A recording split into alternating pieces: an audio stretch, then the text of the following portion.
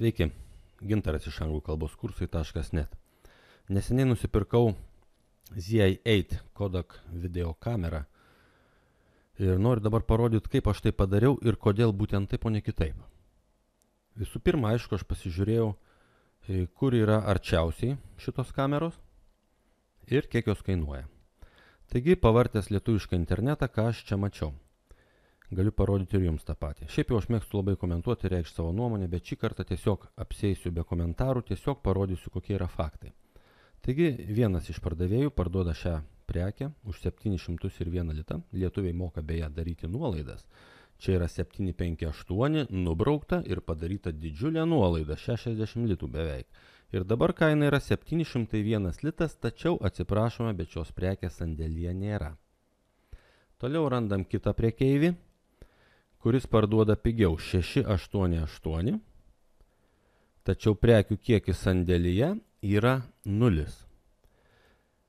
Ir toliau aš labai daug čia nevartęs to lietuviško interneto, kadangi jau daugmaž turiu supratimą apie tai, kiek ir kas čia kainuoja, nukeliavau į Amazoną. Konkrečiai į anglų Amazoną, kadangi jeigu prekės eina iš Amerikos, tada ne visiškai aišku, kiek jos kainuoja, kadangi jeigu prekė iš tikrųjų yra atsiunčiama iš Amerikos, tada reikia mokėti muitą Lietuvoje ir PVM-ą. Taigi prisideda ten papildomų tų mokesčių ir kaina būna didesnė, negu mes ją matom. Tačiau jeigu mes pirksime vokiečių arba anglų Amazone, tada prekė yra lygiai tokia, prekės kaina yra lygiai tokia, kaip ir užrašyta internetinėje parduotuvėje. Taigi, sekantis žingsnis, nukeliauju į Amazoną. Ir čia aš matau keletą variantų, kadangi visos kameros yra identiškos, skiriasi pardavėjai, renkuosi pigiausią. Ir dabar aš čia turiu kainą svarais. Turiu kainą svarais ir ką man dabar reikia padaryti, sužinoti, kiek tai bus litais. Aš praleisiu registracijos procedūrą ir visus tuos pirkimo žingsnius ir keliausiu tiesiai dabar į tą vietą, kur jau reikia mokėti pinigus. Va čia yra mano užsakymas. Ir ką aš čia matau?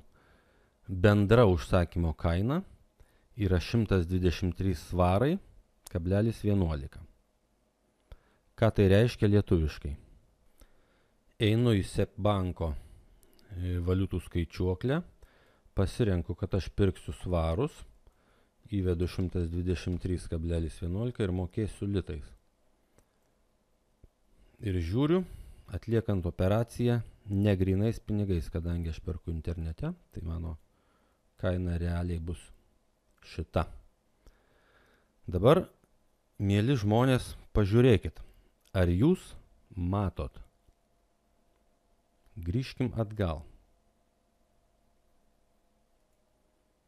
Vienas Lietuvos prekeivis parduoda prekę už 700 litų. Antras Lietuvos prekeivis parduoda prekę beveik už 700 litų. Čia beje nei ten, nei čia nebuvo pristatymo kainos. Ir dabar mes nukeliaujame pasižiūrėti, ką mums siūlo anglų prekybininkai. Ir mes vietoj 700 turime 500 litų su pristatymu į artimiausią pašto skyrių. Ar jūs matot, koks yra skirtumas? Lietuva yra stebuklų šalis. Bet jeigu mes iškišam nosį šiek tiek toliau, mes matom dalykus, kuriais kartais sunku patikėti. Bet tokia tikrovė, aš tą kamerą jau turiu. Aš jau ją turiu namuose. Už šitą kainą aš ją gavau vos ne į namus. Skirtumas nei didelis, nei mažas. 200 litų. Faktiškai tai yra trečdalis kainos. Amazone pirkau trečdaliu pigiau. Čia reikia pastebėti, kad Amazonas turi vieną trūkumą. Nors kainos ten yra geresnės negu Lietuvoje dažniausiai, tačiau už kiekvieną prekę jie skaičiuoja pristatymą atskirai. Jie siunčia viską toj pačioj dėžėj, bet jeigu ten bus, pavyzdžiui, 10 daiktų, tai reikės už pristatymą sumokėti 10 kartų.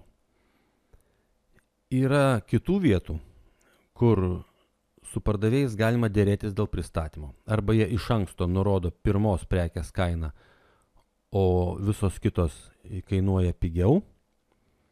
Arba kartais už vieną pristatymą galima gauti keletą dalykų, jeigu juos perkame iš vieno pardavėjo. Taigi dabar einam pasižiūrėti ten, kur yra ta vieta ir ką ten galima gero surasti. Keliaujame į, nežinau kaip jį pavadinti, į turgų, į aukcioną, eBay.com.